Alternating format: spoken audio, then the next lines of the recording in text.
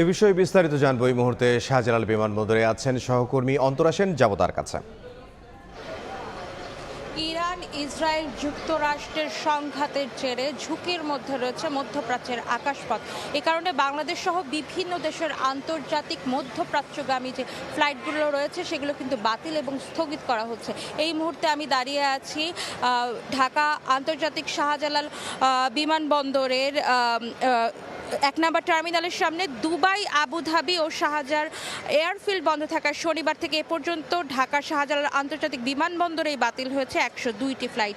আর শুধুমাত্র আজ বাতিল হয়েছে 39টি ফ্লাইট। এর মধ্যে রয়েছে কাতার এয়ারওয়েজের 4টি ফ্লাইট, এমিরেটস এয়ারলাইন্সের 5টি, গালফ এয়ারের 2টি, ফ্লাই দুবাইয়ের 4টি, কুয়েত এয়ারওয়েজের 2টি ফ্লাইট, এয়ার আরাবিয়ার 8টি, বিমান বাংলাদেশ এয়ারলাইন্সের 4টি ফ্লাইট আর ইউএস বাংলা এয়ারলাইন্সের 10টি ফ্লাইট।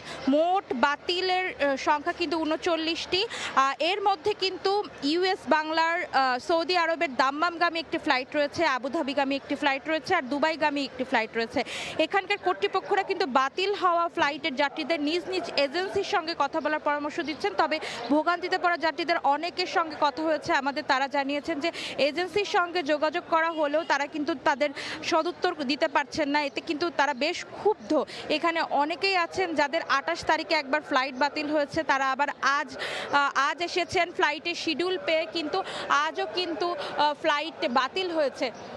এতে কিন্তু তারা যেরকম আর্থিকভাবে ক্ষতিগ্রস্ত হচ্ছেন তেমনি কিন্তু মানসিকভাবেও তারা ভেঙে পড়ছেন, কারণ তারা এয়ারলাইন্স এবং এজেন্সির সাথে কথা বলে তারা কিন্তু কোনো ধরনের সমাধান পাচ্ছেন না। এই ছিল আমার কাছে বিমানবন্দর থেকে সর্বশেষ খবরাখবর। অন্তরা সেন, হযরত শাহজালাল আন্তর্জাতিক বিমানবন্দর থেকে।